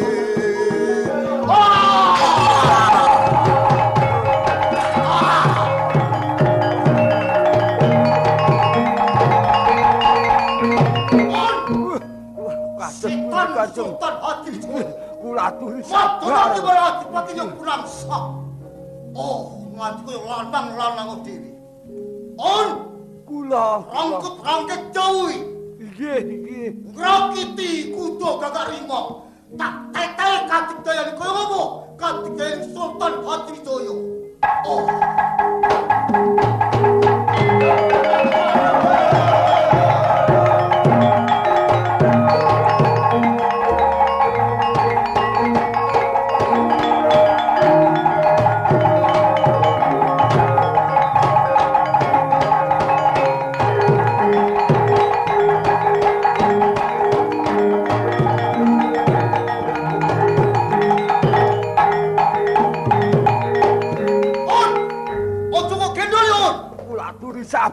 Kula aturi sabar Kanjeng. Wah, menika sampun ngantos. Ayo mung pajang. Ojo maju mboko siji. Kon masak cindil apa? Aku ora bakal blentandhe ke Sultan Hadiwijaya. Ayo sing gerangan pemanan pendawi. Kon ketok ning arep-arep cuwing-cuwing raine. Ayo. Kula aturi sabar. On. Belum pato kali kene. Ayo. Nek pancen wani karo percerut pajang. Ayo belum pato. Ora wani mulih wae. Pemanan pendawi. Ayo mulu kok rene. Ayo rene. Kono bali wae. Bali tampang wani. Ojo blawanan wae. Ayo bali wae. Bener cipang kon. Ayo rene. Ayo rene. Wani. Sambak cuwing-cuwing raimu kowe.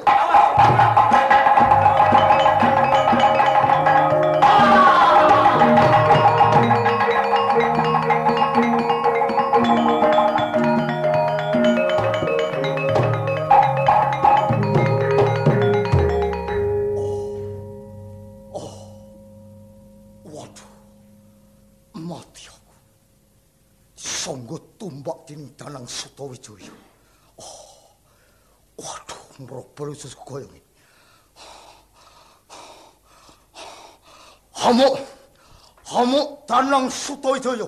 Hamuk.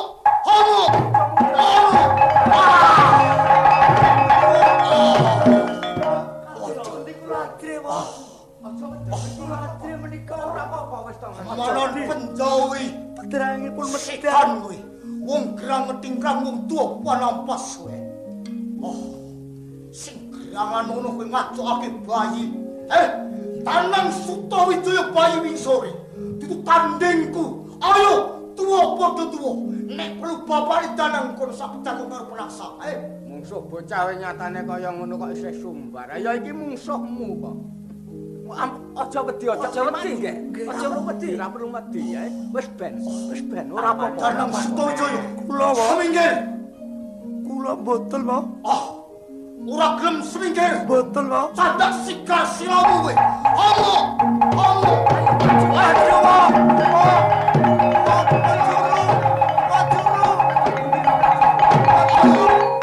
Sambato kowe. Waduh, kula sinajan wis metu ususku kaya ngene. Aku sunggah mateni kowe. Aduh nika kepripun nika? Penangsang, yen pancen kowe Prajurit Sudebya. Ayo, patenono Danang. Danang patenono. Kula pecah wae mriki. Ayo kok buti-buti yo. Wis tak idak diadamu kaya ngene. Maria Penangsang kula pecah wae. Ya. Penjawi pemanan juru wentani. Ayo ngeroyok gawe atiku. Yen kowe iso mateni Danang kowe ora lanang. Ora lanang. Ya, patenono. Wis patenono. Setan kober japurno keruncing. Tampanono. Patenono.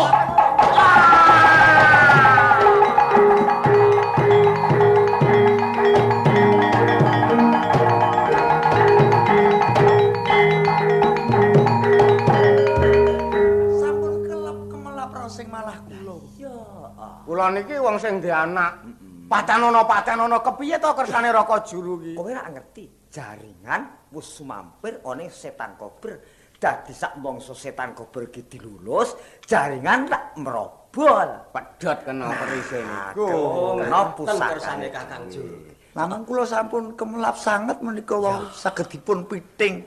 Apa meneh aku mboten Raka Juru. Piye? Sak sampunipun menika wau lho.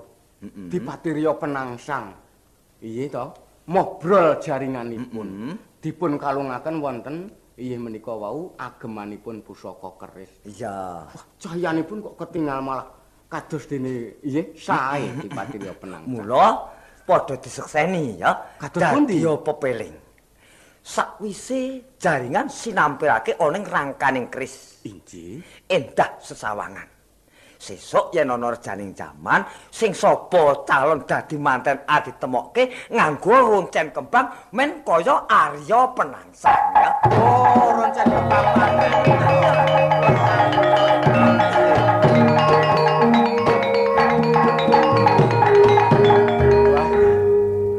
Saiki sak kamat-kamat ya. Kados pundi? Iki mustakane Rya Penangsang dikethok disowanake ana ing Pajang kangge bukti. Lah iya. Oh, danang pun kethik rumiyin. Iya, Menawi menika mangke danang ingkang ngaturaken wonten ngersa dalem Kanjeng Sultan. Menawi ingkang mejahi Adipati Rya Penangsang menika danang, kula karo Adi Penjawi ya wis ora apa-apa niki. Lah ya mengko rak ya kudu matur kaya sing kok aturke kuwi. Mengko dirembuk karo mlaku karo tur dalan ya. Oh, iya. Sak menika lajeng kundur. Heeh. Gila le danang. Ayo sithik edeng ya. Inggih. Mundhak aku mengko nampa duka saka ngersa dalem Kanjeng Sultan ya wong tuamu. Inggih, Wo. Mergo aku rikala semono aku nyaguhi to. Saguh njaga keslametan.